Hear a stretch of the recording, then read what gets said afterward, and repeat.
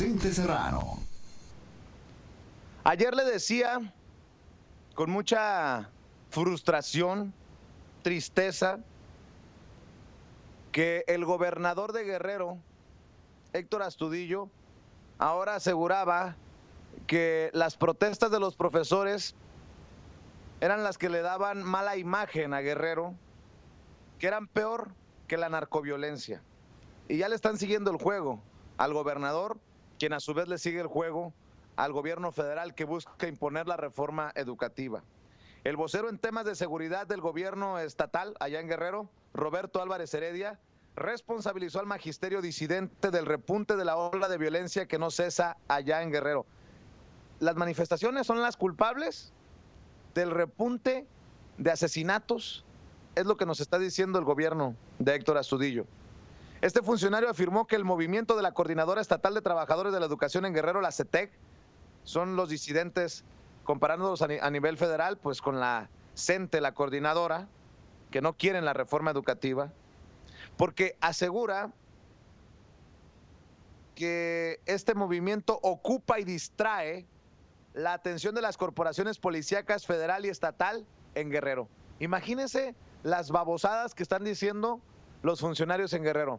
Porque nos distraen a la policía, es que no podemos proteger del narco a la gente y por eso hay asesinatos. No, pues, aplausos. Qué chulada, la verdad, de funcionarios tienen en Guerrero. De eso y mucho más.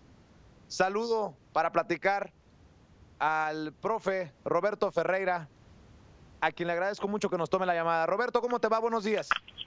Buenos días, Vicente, ¿cómo estás? Oye, primero antes de entrarle a cualquier tema, ¿cómo ves estas declaraciones?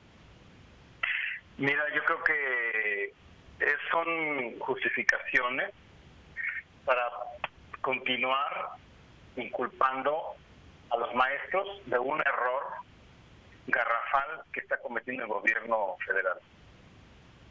Creo que todo esto viene a raíz de una cerrazón política y humana de esta gente que gobierna México, que no está escuchando a su pueblo, que quieren imponer a sangre y fuego, como ya se vio, sus políticas neoliberales, como comentaba la otra vez, y que no les importa realmente pasar por quien pasen.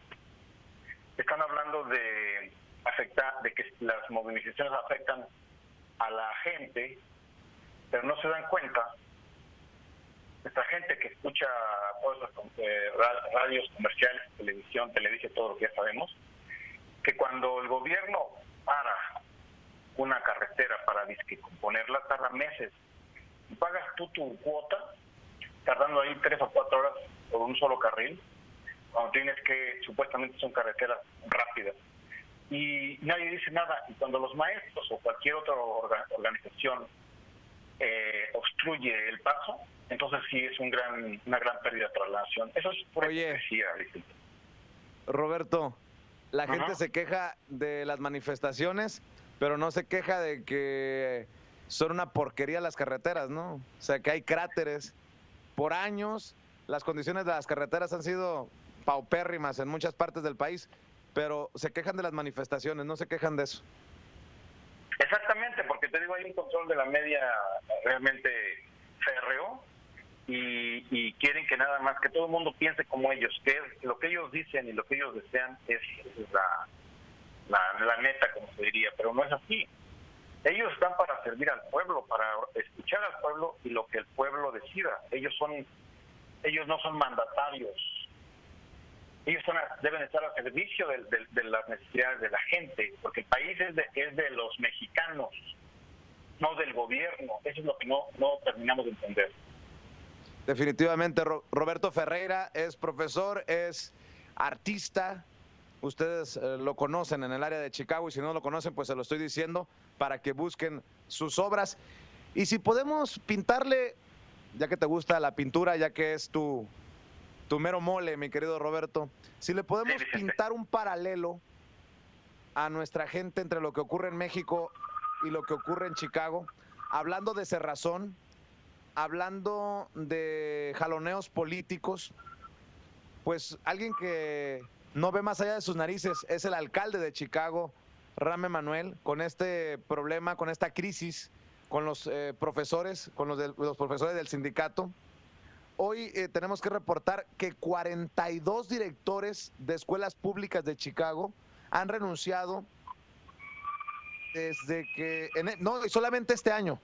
Este año le han renunciado 42 directores de escuelas públicas a Rahm Emanuel, el máximo número desde que asumió la alcaldía, desde que asumió el puesto como alcalde de Chicago.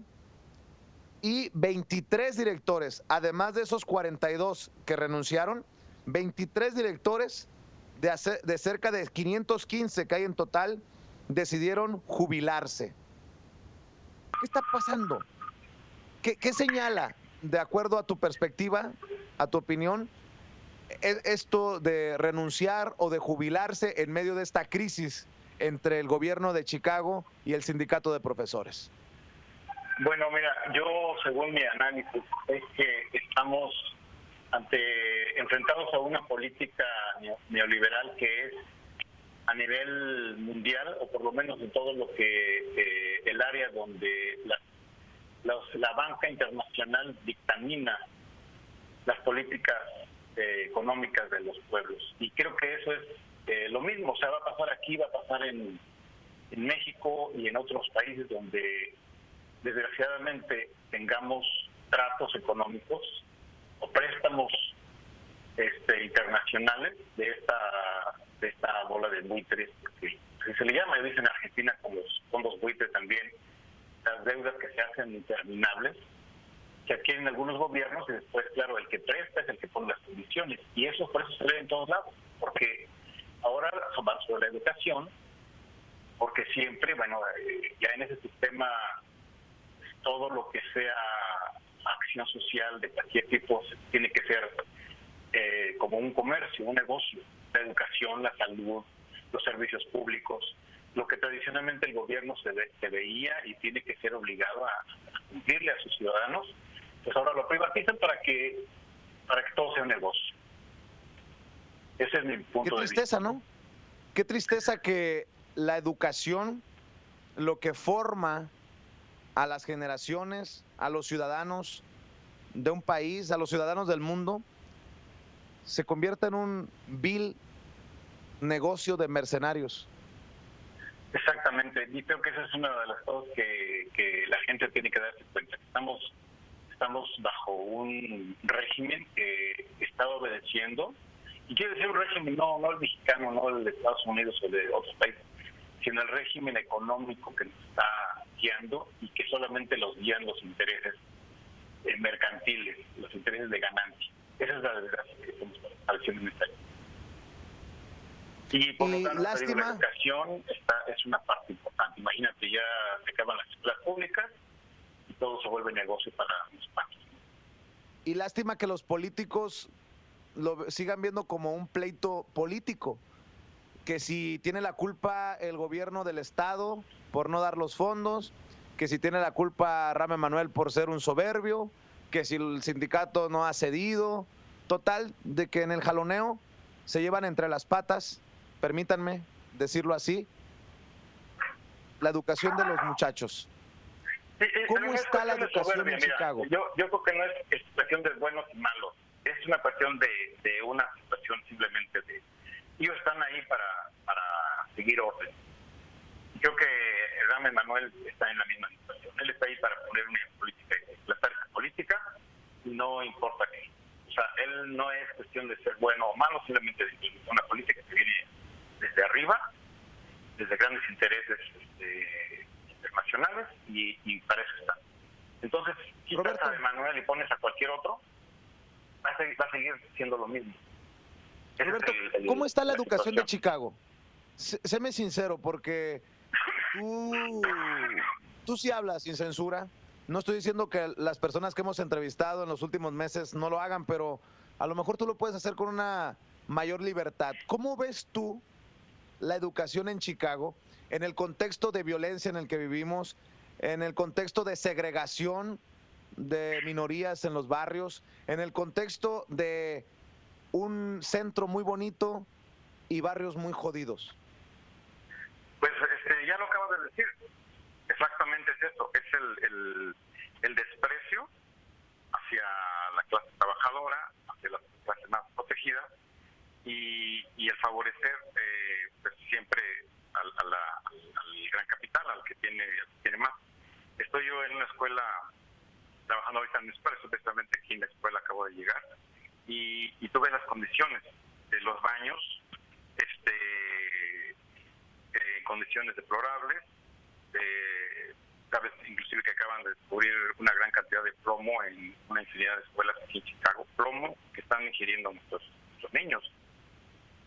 Y eso, te digo, es parte de no querer gastar, no querer invertir en educación, salvo para los que pueden pagarla. Y va a ser peor, porque estos no van a dar vuelta para atrás. Y en